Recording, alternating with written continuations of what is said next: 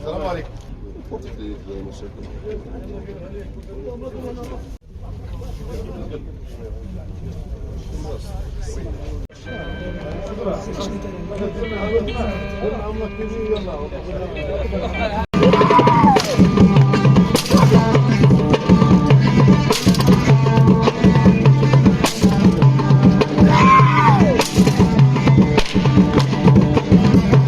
بروجا وجعل فيها سراجا وقمرا منيرا وهو الذي جعل الليل والنهار خلفة لمن أراد أن يذكر أو أراد شكورا.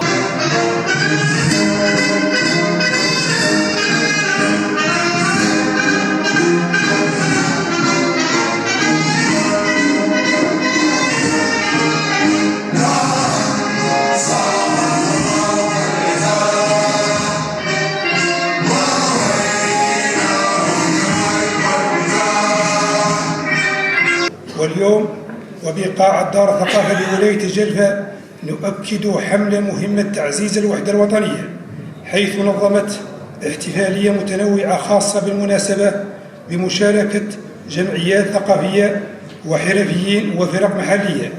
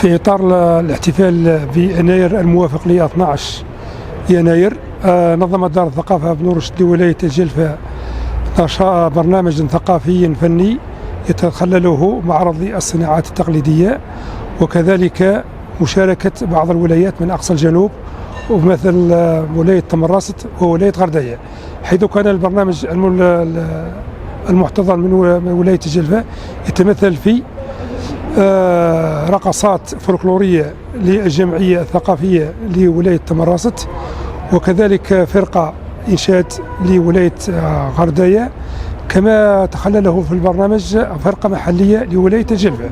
وفي إطار التنوع الثقافي قامت دار الثقافة باستضافة هذه الولايتين، وذلك من أجل التعريف بالموروث الثقافي لهذه الولايتين، الولاية من أقصى الجنوب، وذلك لتعريف الجمهور ولاية الجلفة بالطبوع والموروث الثقافي الخاص بهذه الولايات.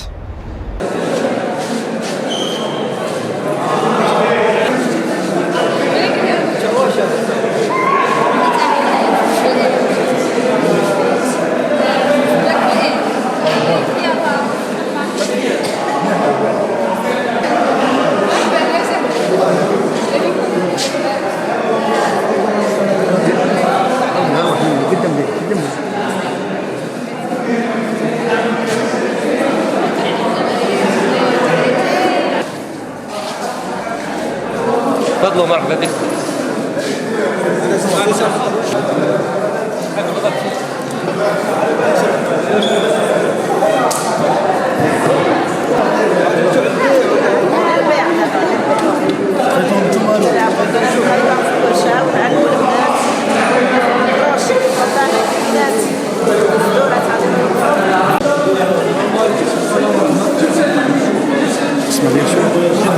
تفضل.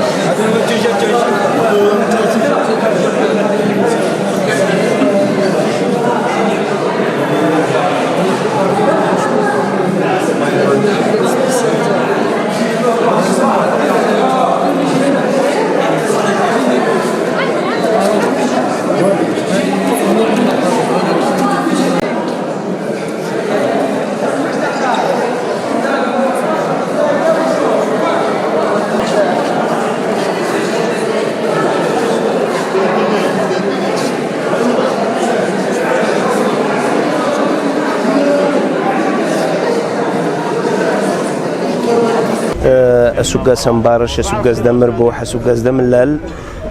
كل عام وأنتم بخير لكل الجزائريين في هذه الاحتفالية، احتفاليات يناير.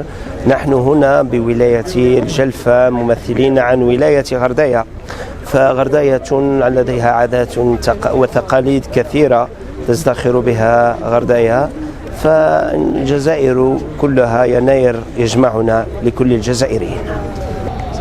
نحن فرقة تكوبة عين مقل جينا لولاية الجلفة من أجل إبراز الموروث الثقافي لولاية طامراست لسكان ولاية الجلفة بمناسبة احتفالات مهرجان يناير بالتنسيق مع دار الثقافة بنوش لولاية الجلفة من أجل إبراز الموروث الثقافي.